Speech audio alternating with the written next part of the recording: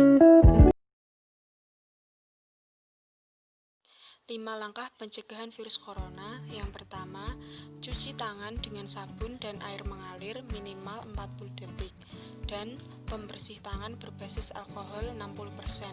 Yang kedua, hindari menyentuh mata, mulut, dan hidung.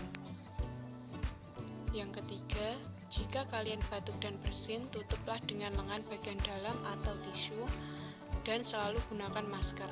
Yang keempat, hindari berkerumun dan jaga jarak 1 meter atau lebih.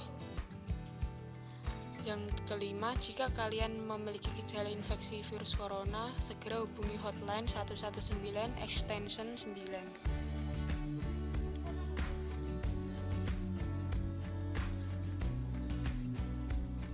Tetap tenang dan jangan panik.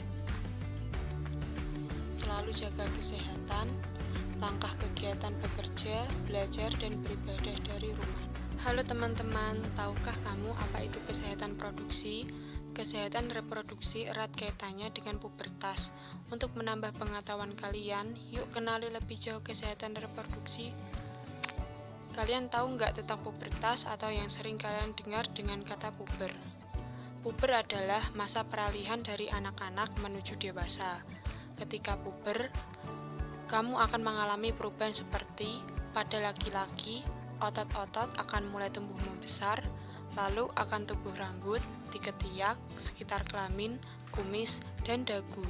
Selain itu, akan tumbuh jakun dan perubahan suara menjadi besar.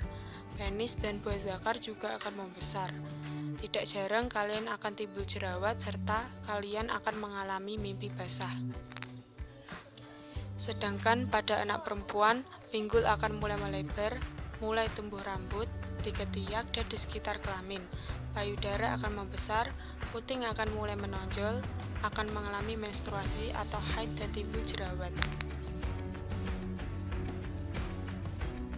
Nah, sudah tahu kan tanda-tanda kamu akan mulai puber? Salah satunya tadi adalah timbul jerawat. Jerawat bisa timbul karena terjadi perubahan hormonal dan infeksi pada pori-pori kulit. Namun, kamu tidak perlu khawatir karena bisa diatasi dengan menjaga kesehatan kulit, wajah, dan bagian tubuh lainnya. Jerawat dapat diatasi dengan cara cuci muka, minum air putih, makan sayur dan buah, serta kurangi makanan yang berlemak seperti coklat, es krim, gorengan, kacang-kacangan, dan lain-lain. Jika jerawat tumbuh di wajahmu, jangan memencetnya karena hanya akan menjadikan luka dan bisa timbul infeksi. Tanda puber yang kedua adalah mimpi basah untuk laki-laki. Apa sih mimpi basah itu? Mimpi basah adalah peristiwa alami yang dialami oleh semua laki-laki. Biasanya dimulai saat usia 10-15 tahun, yaitu keluarnya sperma saat tidur disertai mimpi. Hal ini normal terjadi pada setiap laki-laki. Kalau di antara kalian sudah mimpi basah, berarti kalian sudah remaja ya. Jadi satu kali saja melakukan hubungan seksual bisa mengakibatkan kehamilan pada perempuan. Maka sebaiknya berhati-hatilah ketika kalian berkawan dengan lawan jenis. Nah, jika pada laki-laki mengalami mimpi basah, pada perempuan akan mengalami menstruasi atau haid. Haid adalah proses alami yang dialami oleh setiap perempuan, biasanya dimulai saat usia 11-15 tahun, yaitu keluarnya darah akibat luruhnya lapisan dinding rahim melalui alat kelamin atau vagina yang terjadi setiap bulan karena perubahan hormon yang terjadi dalam tubuh perempuan. Haid atau menstruasi pertama disebut dengan menarche. Kalian tidak lupakan peristiwa penting itu. Kenapa penting? Karena mulai saat itulah alat reproduksi kalian sudah berfungsi, yang artinya satu kali saja melakukan hubungan seksual kalian bisa hamil. Teman-teman belum siap kan menerima resikonya, jadi jangan coba-coba ya. Lamanya menstruasi biasanya 5-7 hari, dan siklusnya berkisar 21-35 hari. Selama menstruasi, selalu jaga kebersihan vagina dengan cara segera ganti pembalut bila sudah basah dan minum tablet tambah darah 1 kali sehari selama menstruasi. Pada sebagian perempuan, menstruasi disertai dengan rasa nyeri yang disebut dengan nyeri haid atau dysmenorrhea. Nah, kali ini pesan buat kalian yang sedang menstruasi. Yang pertama, ganti pembalut 4 jam sekali. Yang kedua, kalau kamu merasa nyeri saat menstruasi, coba kompres dengan air hangat di perut bagian bawah. Kalau tidak berkurang rasa nyerinya, segera periksakan ke dokter atau ke puskesmas terdekat.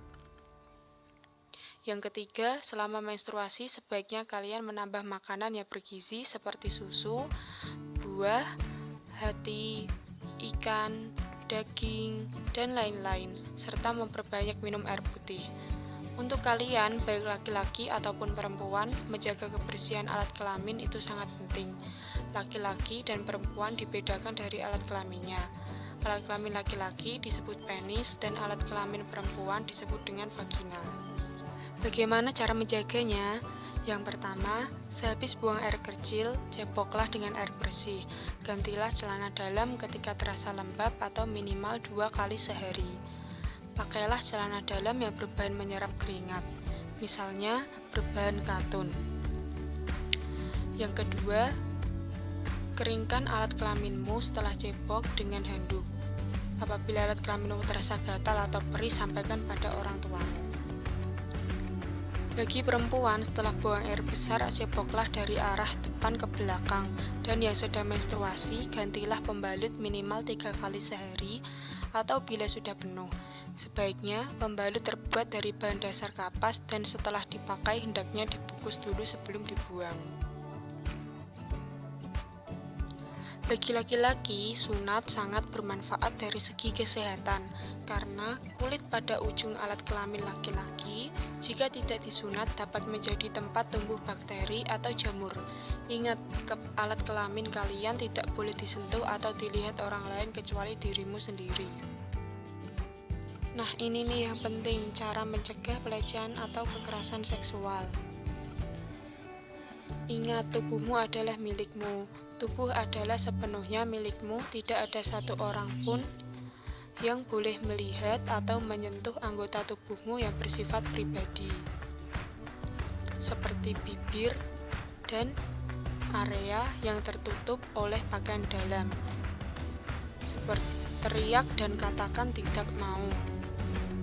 Apabila ada seseorang yang ingin melihat atau menyentuh di area pribadimu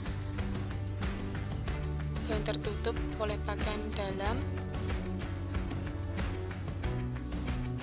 lari dan teriak minta tolong jika ada seseorang yang ingin melihat atau menyentuh area pribadimu. Laporkan juga kepada orang tuamu segera mungkin. Dokter, polisi. Apabila ada seseorang yang ingin melihat atau menyentuh pribadimu, beritahu orang tua juga. Apabila ada orang yang selalu memberi hadiah, meminta menyimpan rahasia, dan berusaha untuk berduaan saja denganmu. Hati-hati dengan orang yang tidak dikenal.